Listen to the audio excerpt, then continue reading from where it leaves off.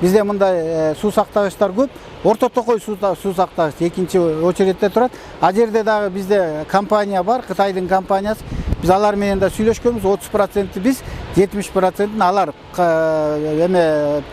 эметет, акчасын бөлөт.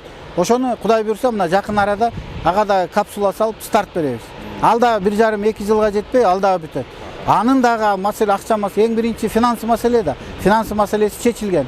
Андан кийин Папан суу сактагычы бар бизде, түштүктө. Анын дагы Кудай буйрса мына Дүйнөлүк банктан акча бөлүнүп берип, ал Папан суу сактагычында бүгүнкү күнгө уже азыр парламенттен ратификация кылып, бизден өзүбүздүн энергетика комитети колдоп берип, азыр бүгүндө ратификация кылып бүтсөк, аны да конкурска чыгарабыз. Бирок акчабыз бар. Биздин ага да Папан суу сактагыч. Ошентип чакан ГЭСтер бул жерде мындайча айтканда мен бул чоң ГЭСтерди айтып атам, 20 мегаваттан чоңураак ГЭСтерди. Андай жана 3-5 мегаваттан ГЭСтер азыр биздин өзүбүздүн Кудай буйрса ата мекендик бизнесмендер өзлөрү салып атышат. Мына азыр жакын арада эле бизде дагы Көгарт деген ГЭС ишке кирет, азыр стартта турат мындайча айтканда.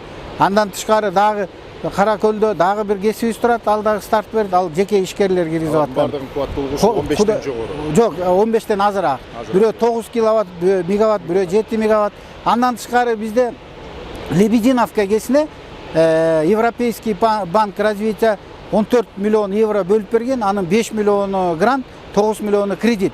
Аны да реконструкция баштайбыз уже. Самый главный биз финансы маселесин чечип алыш керек да биринчи. Ошо мисалы чейди. Анан Быстровка ГЭСин реконструкция кылабыз. Быстровка ГЭС да эски ГЭС, ага да акчабыз бар. Бул Дүйнөлүк банктан бөлүп берилген акчалар.